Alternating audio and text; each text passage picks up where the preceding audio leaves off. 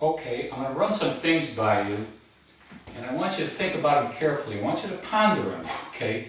And then I want you to say to yourself, what could you do? What would you do? What would you do?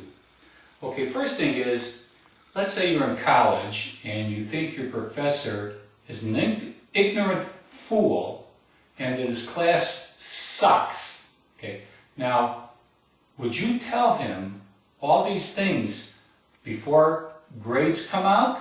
Or would you wait till after grades come out? Or when you decide that school's just not for you, you can't get the hang of these multiplication tables, would you tell him then? What would you do? Okay, I gotta get my glass on because some of these things are important. I got notes here. Okay, let's say you're at somebody's house for a party, dinner party, and your nose starts to run. Now you're not in your own house, you're not by your wife and kids, you're with friends, guests, whatever the case might be, some other people. Are you going to wipe your nose on your sleeve, you know, like what would you do? What would you do? Now you're sitting at the table having dinner, maybe 4 or 5 other couples, 8 or 10 people around the table, and the hostess has a beautiful table set out, the host and the hostess, and they got a real elegant affair in their own house, but it's still elegant, very nice, and they got cloth napkins on the table, you know, real top rate, first rate. Now if you got phlegm inside you, okay, and you feel you got to get it up, okay, are you going to go and then lay it into this beautiful cloth napkin, okay, this toxic waste of napkin, and then take the napkin with the toxic waste and lay it on the table? What would you do? Okay, let's see what else we got here. Let's say, now you're at the same party and you're socializing with the people, mingling around, walking around, having a cocktail, and you see a guy with his fly open. So you walk up to the guy and you say, "Hey man, your fly's open," you know, and the guy says to you, "Yeah, I know." Now you smile, okay, and walk away from this guy. In your mind, you're thinking of him in a whole different term of life that you used to think about him, and in fact you're ascribing labels to him, and you go tell the other people in the room about this guy, and maybe to keep their kids away from him. What would you do? Okay, let's see, now we're still at the same party now. Okay, let's say you're at the party, and you're at this party again, and you feel you got a lot of gas inside you, and you got to let it out, okay?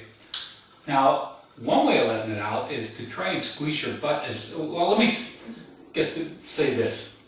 I'm not going to say I've been there and I've done it, but I imagine a lot of people have been in this situation. Okay, now you squeeze your butt real tight because you want to let the gas out as quietly as possible, but you want to get it out. Now you know there's going to be an odor, okay? But you can just keep on talking like there is no odor, okay? And maybe you can look at the guy every once in a while, glance at the guy kind of next to you or down the way there and smile as if the other people to say, like, maybe it's that guy, not you, you know. But I can't promise you, or I can't tell you for sure, okay? That's not a promise, I can't tell you for sure that there won't be a sound, okay? Now there could be a sound, and if there is, then you got to hope that the other people in the room will think that somebody's playing the harmonica. Alright, let's see what else we got here. Okay, here's another thing. Let's say a real cool guy who dressed very nice, beautifully, or a woman, you know, is walking around the room with a stream of toilet paper stuck to the bottom of their shoe. You know, it's 2 or 3 feet of toilet paper stuck on the bottom of their shoe. They don't realize it, okay?